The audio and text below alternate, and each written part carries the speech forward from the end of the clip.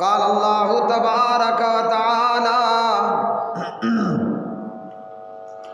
فی القرآن المجید والفرقان الحمید وَإِذْ قُلْنَا لِلْمَلَائِكَةِ اسْجُدُوا لِآدَمَ فَسَجَدُوا إِلَّا إِبْلِيسَ أَبَى وَاسْتَكْبَرَ وَكَانَ مِنَ الْكَافِرِينَ وعن عبد الله بن مسعود رضي الله تعالى عنه قال رسول الله صلى الله عليه وسلم لا يدخل الجنة من كان في قلبه مثقال ذرة من كبر اللهم صل على محمد وعلى آل محمد كما صليت على إبراهيم وعلى آل إبراهيم إنك حميد مجيد اللهم بارك على محمد وعلى آل محمد كما باركت على إبراهيم وعلى آل إبراهيم إنك حميد مجيد رب اشرح لي صدري ويسر لي أمري واحلل عقدة من لساني يفقهوا قولي۔ ہر قسم کی حمد و ثنا اللہ مالک العلام ذوالجلال والاکرام کے لیے جو ساری کائنات کا خالق مالک رازق داتا دستگیر، بے شمار درود و سلام نبی مکرم رسول معظم خاتم النبیین والمرسلین امام الانبیاء امام الرسل جناب محمد الرسول اللہ صلی اللہ علیہ وسلم کی مبارک ذات پہ قرآن مجید فرقان حمید تلاوت شدہ آیات مبارکہ اور نبی پاک علیہ الصلاۃ والسلام کا فرمان جس میں تکبر کی مذمت ہوئی اور تکبر کی تباہ کاریاں، تکبر کی ہلاکتیں قرآن مجید فرقان حمید کی آیات بینات میں اور جناب نبی کریم صلی اللہ علیہ وسلم کے فرامین کے اندر تکبر کرنا، غرور کرنا، اپنے آپ کو باقیوں سے اعلیٰ اور برتر سمجھنا، دوسروں کو گھٹیا اور حقیر جاننا اور حق کا انکار کر دینا، اللہ سبحانہ و تعالیٰ نے اس چیز کو حرام فرمایا ہے۔ اللہ پاک پروردگار نے اسی تکبر کی وجہ سے شیطان کو مردود بنایا اور شیطان کو ملائکہ کی جماعت میں سے اور آسمانوں سے نکل جانے اور اتر جانے کا حکم دیا، اور اسی تکبر اور غرور کی وجہ سے اللہ رب رحمان نے شیطان پر لعنت کی۔ لعنت کا مطلب ہے کہ ہمیشہ کے لیے اللہ رب رحمان نے ابلیس کو، شیطان کو اپنی رحمت سے دور کر دیا۔ اللہ سبحانہ و تعالی نے اس تکبر کو لوگوں کے بیچ میں حرام فرمایا، اور اللہ وحدہ لا شریک وہ خود بڑائی والا ہے، اور اللہ سبحانہ و تعالی سب سے بڑا ہے، اور اللہ وحدہ لا شریک سب سے بلند و بالا ہے۔ کسی انسان کو اور کسی جن کو اور مخلوقات میں سے کسی مخلوق کے یہ لائق نہیں کہ وہ تکبر کرے، اپنے آپ کو سب سے بڑا جانے، دوسروں کو اپنے آپ سے حقیر جانے اور حق کا انکار کرنے والا بنے۔ اور جو بھی تکبر اور غرور کی راہ کو اختیار کرتا ہے، وہ چاہے اپنی چال ڈھال کے اندر تکبر کرنے والا ہو، چاہے وہ اپنے قوم قبیلے کے اندر تکبر اور فخر و غرور کرنے والا ہو، چاہے وہ رنگ و نسل اور قوم و ملت کی بنیاد پر تکبر اور غرور کرنے والا ہو، اور اسی طرح وہ حق بات کا انکار کرنے والا ہو۔ اللہ سبحانہ و تعالیٰ نے تکبر کرنے والوں کے حوالے سے جو ان پر تباہ کاریاں ہیں، جو ان پر اللہ کا عذاب، وہ اللہ سبحانہ و تعالیٰ نے قرآن مجید فرقان حمید کی آیات بینات میں بیان فرما دیا۔ تکبر کرنے والا، خود کو سب سے بڑا جاننے والا اور باقیوں سے بلند و بالا خود کو سمجھنے والا، پہلا تکبر کرنے والا وہ ابلیس تھا، شیطان تھا۔ اور اللہ سبحانہ و تعالیٰ نے اس ابلیس اور اس شیطان کو کیا سزا دی،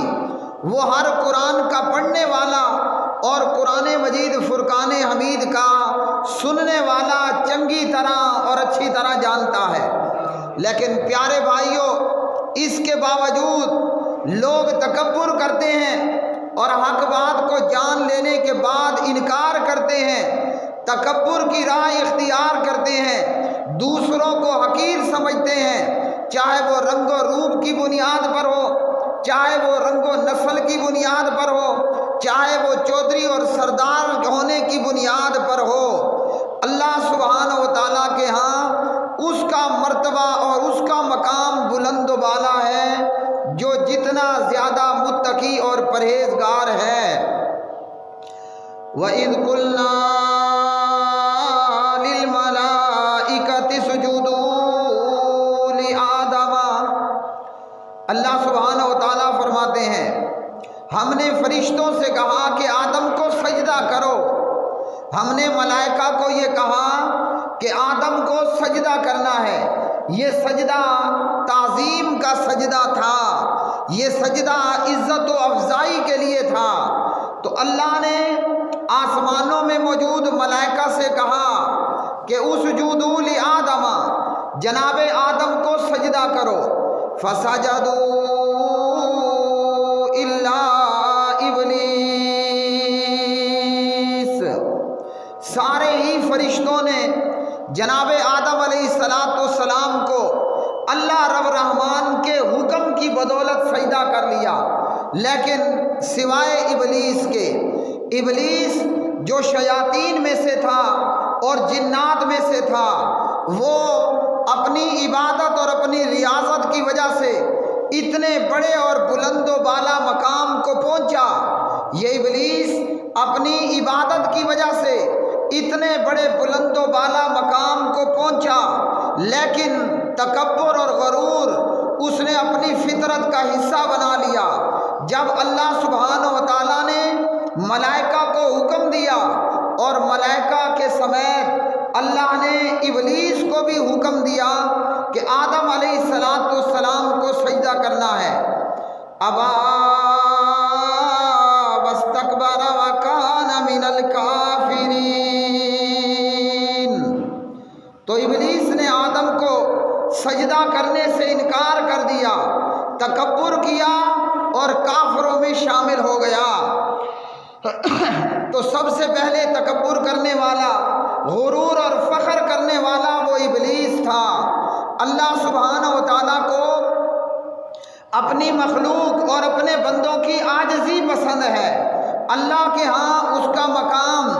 اور اس کا رتبہ اور اس کی شان بڑی ہے۔ جو جتنا زیادہ تقوی دار ہوگا، جو جتنا زیادہ متقی ہوگا، اللہ پروردگار کا ڈر، اللہ کا خوف اپنے دل و دماغ کے اندر، اعمال کے اندر رکھنے والا ہوگا۔ اللہ سبحانہ و تعالیٰ کے سامنے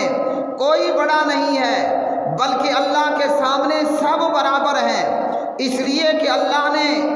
انسانیت کے باپ جناب آدم علیہ السلام کو ایک مٹھی مٹی سے پیدا فرمایا، اور اللہ نے وہ ایک مٹھی مٹی پوری زمین سے لی، اور اسی سے اللہ رب الرحمن نے اپنے دونوں ہاتھوں کے ساتھ جناب حضرت آدم علیہ السلام کو تخلیق فرمایا، اور اسی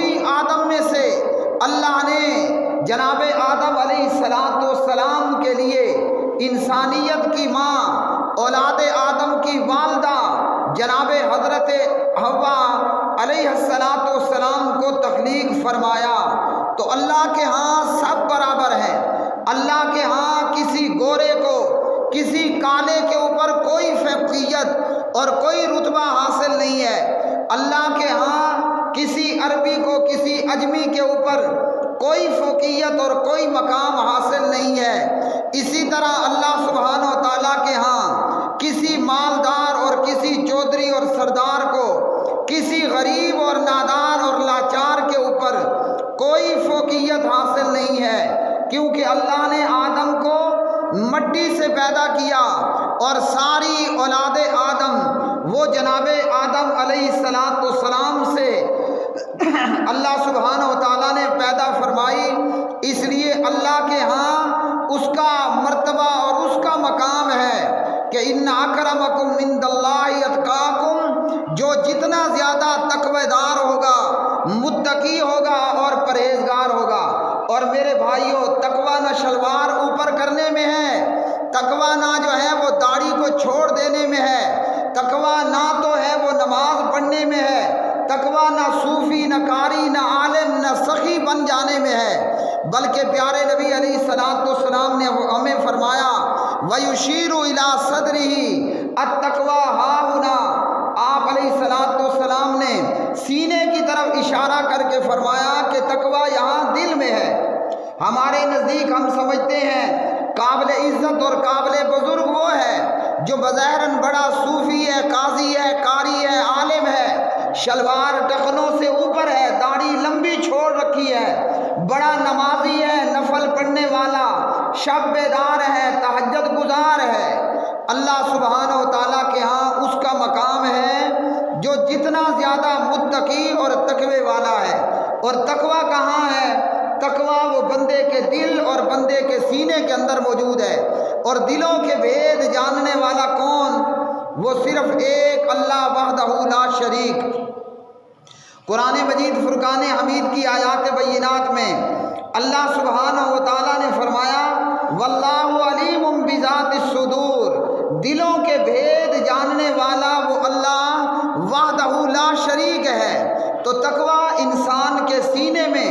تقوی آدمی کے دل کے اندر، ہاں شریعت نے ہمیں ضرور حکم دیا ہے کہ ایک مرد کے لیے فرض ہے کہ وہ داڑھی کو چھوڑ دے گا، فرض ہے اس کے اوپر کہ وہ شلوار مرد ہو کر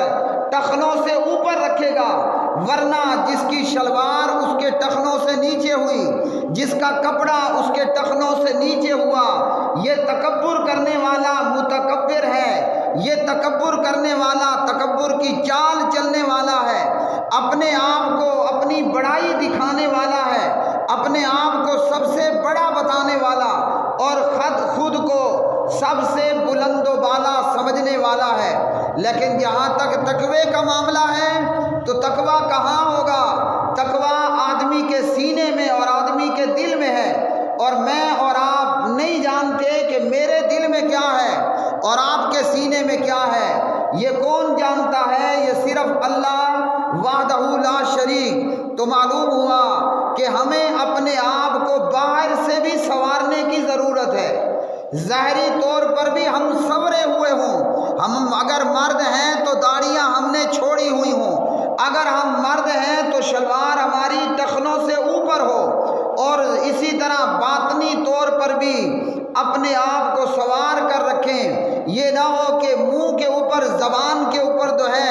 وہ تقوی کی مالا جپنے والے ہوں، لیکن دل کے اندر منافقت اور دل کے اندر دو نمبری یا دو رنگی بھر کر بیٹھے ہوں۔ اللہ سبحانہ و تعالیٰ نے شیطان کو مردود بھی ٹھہرایا، اللہ نے شیطان پر لعنت بھی کی، اللہ نے شیطان کو آسمانوں سے اور فرشتوں کی جماعت میں سے نکل جانے کا حکم بھی عطا فرمایا۔ شیطان کا جرم کیا تھا؟ وہ عبادت کرنے والا بھی تھا، وہ نماز پڑھنے والا بھی تھا، وہ لمبے لمبے رکوع اور سجدے کرنے والا بھی تھا۔ اور یہ ابلیس ملائکہ کی جماعت میں رہ کر، فرشتوں میں رہ کر سبحان اللہ و بحمدہ سبحان اللہ عدد خلقہ سبحان ذی الجبروت والملکوت، اللہ کی تسبیحات پڑھنے والا، اللہ کے نام کی مالا جپنے والا، تسبیح پڑھنے والا، نماز پڑھنے والا، رکوع کرنے والا تھا، سجدہ کرنے والا تھا، لیکن تکبر اس کے دل دماغ کے اندر موجود تھا، اور یہی تکبر شیطان اور ابلیس کی ہلاکت کا باعث بنا۔ اس لیے ہمیں ہمارے نبی صلی اللہ علیہ وسلم نے اور اللہ پروردگار عالم نے قرآن مجید فرقان حمید کی آیات میں شیطان کا حشر بتا دیا اور شیطان کا حشر دکھا دیا۔ فرمایا اللہ سبحانہ و تعالی نے الا ابلیس ابا واستکبر، الا ابلیس ابا واستکبر وکان من الکافرین، ابلیس نے انکار کر دیا اور تکبر کر لیا اور کافروں میں شامل ہو گیا۔ تو اللہ سبحانہ و تعالیٰ نے جب ابلیس سے یہ پوچھا کہ میں نے تجھے حکم دیا اور تو نے میرے حکم کی نافرمانی کی، فرمایا اللہ سبحانہ و تعالیٰ نے ما منعک الا تسجد اذ امرتک، ما منعک الا تسجد اذ امرتک، تجھے کس چیز نے روکا کہ جب میں نے تجھے حکم کیا کہ ابلیس تو نے بھی آدم کو سجدہ کرنا ہے۔ اب میرے بھائیوں، ابلیس جو سالہ سال اور شاید صدیوں پر محیط، سالہ سال اور صدیوں پر محیط عبادت کرنے والا، نماز پڑھنے والا، رکوع کرنے والا، سجدہ کرنے والا، وہ ایک سجدے کے انکار سے کافر ہو گیا۔ وہ ابلیس ایک سجدے کے انکار سے لعنتی بن گیا، وہ ایک سجدے کے انکار سے لعنتی اور ملعون بن کر ہمیشہ ہمیشہ اللہ سبحانہ و تعالیٰ کی رحمت سے دور کر دیا گیا۔ اور ہم اپنی پوری زندگی کے اندر نماز کو نہ دیکھیں، یا 5 نمازوں میں جب دل آیا پڑھ لی، جب دل آیا چھوڑ دی، تو ایک سجدے کے انکار پر بندہ کافر اور لعنتی، تو جو زندگی ہی بے نمازی ہو کر گزار دے، اللہ کے ہاں اس کا کتنا برا مقام ہوگا۔ اس ابلیس نے تکبر کیا اور انکار کیا، اور اللہ نے جب پوچھا کہ میں نے تجھے حکم دیا اور پھر تو نے آدم کو سجدہ نہ کیا، تو یہ ابلیس کہنے لگا انا خیر منہ خلقتنی من نار، انا خیر منہ خلقتنی من نار وخلقتہ من طین۔ ابلیس نے اپنی منطق بیان کی۔ ابلیس کہنے لگا کہ میں تو آدم سے بہتر ہوں، تو نے آدم کو مٹی سے پیدا کیا اور مجھے جو ہے وہ آگ سے پیدا کیا۔ ابلیس کے بے وقوفانہ اور احمقانہ دماغ میں یہ خیال آیا کہ آگ جو ہے اور آگ کی لپک، آگ کا شعلہ یہ مٹی سے بہتر ہے، کیونکہ مٹی نیچے کی طرف کو گرتی ہے اور آگ کا شعلہ اور آگ کی لپک وہ اوپر کی طرف کو اٹھتا ہے، آگ کا شعلہ۔